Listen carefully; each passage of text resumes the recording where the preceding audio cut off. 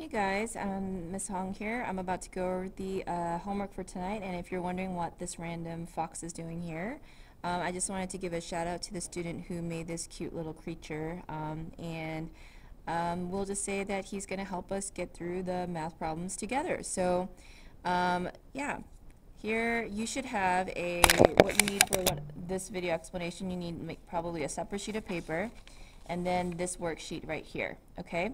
So what I'm going to suggest is that since there's such tiny space here to write, I'm going to number this table 1, 2, and then down here 3, 4, 5, and then 6, okay? So what I'm going to do is on this separate sheet of paper, I'm just going to put a 1, and that means I'm doing table 1. Now, remember what I said here? You can kind of do the arrow thing. So you can go 2 minus 1 or 1 minus 2 for the y. But whatever direction you determine for the y, that's going to also automatically determine the direction for the x, okay?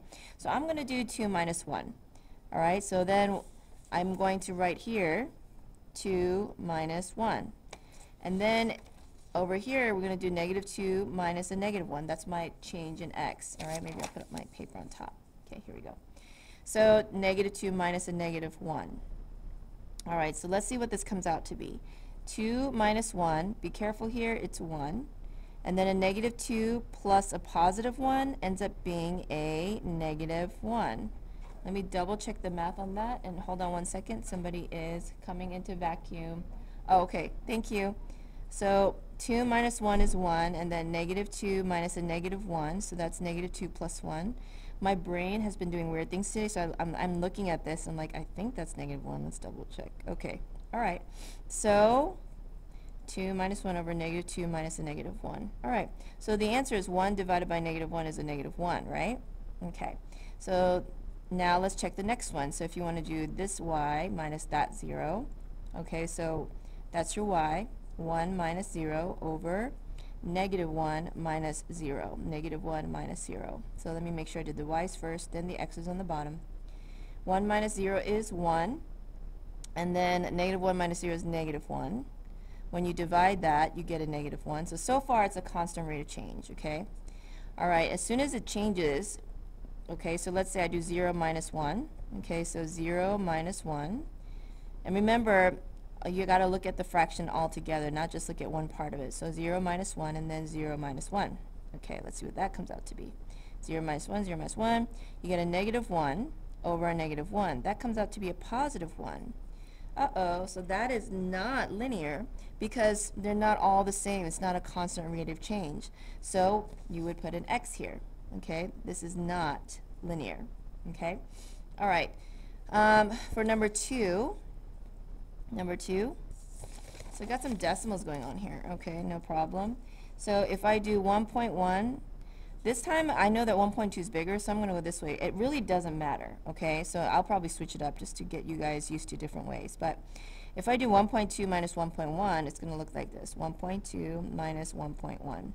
And then 1 minus 0 on the bottom. 1 minus 0. So let's see what that is. That's going to be, I am going to my brain is kind of tired today, so I'm afraid of making a mistake. So I'm just going to double check on my calculator. 1.2, I'm using the calculator on my phone or my computer. 1.2 minus 1.1, yeah, that's what I thought. So 0.1 or just 0.1 over 1. So that comes out to be 0.1. No big deal. So what if we have a decimal? All the decimals just need to be the same. So that's the first one. Now let's try the next one. So what if I go this direction? All right, so that's the y's, the 1.2 minus the 1.3. And then if I go this way, I get a 1 minus 2. All right, so 1.2 minus 1.3, I'm thinking it's going to be a negative 0.1. However, my brain, so hold on. Let's see. Where's my calculator? Okay, so 1.2 minus 1.3. And that is equal to negative 0.1. And that's fine. 1 minus 2 is a negative 1. Divide by 2 negatives, you get a positive, and you're ending up with 0.1 because that was in the numerator. So far they're good. All right, now I'll do this backwards again. So I'll do 1.4 minus 1.3, and then over here 3 minus 2. Okay, So 1.4 minus 1.3, I'm pretty sure it's 0.1, but again, my brain is acting weird today. So, all right, there's a 0.1. 3 minus 2 is a positive 1. This comes out to be a positive 0.1. So, since we have 0.1 all the way through, this is linear. So we're going to put a check for number 2. Okay? And as much as possible, do this video, pause this video, do as much on your own as possible. Yeah. So let's go down to this table. All right, so we got, let's say I go this way, 4 minus 1, that goes on top. Those are the y's. Negative 2 minus a negative 1. Negative 2 minus a negative 1. All right, so we got 4 minus 3 over, so negative 2 plus 1.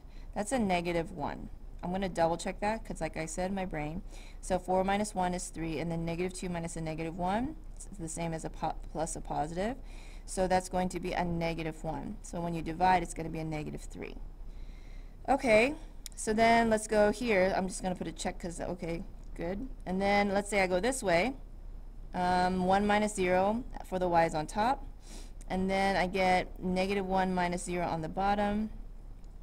So I end up with 1 over negative 1, which is a negative. When you divide, that becomes a negative 1. Uh-oh, not linear. Already the rate of change is not the same, so this is not linear. Good, we have less work to do on that one. Let's go to table number 4.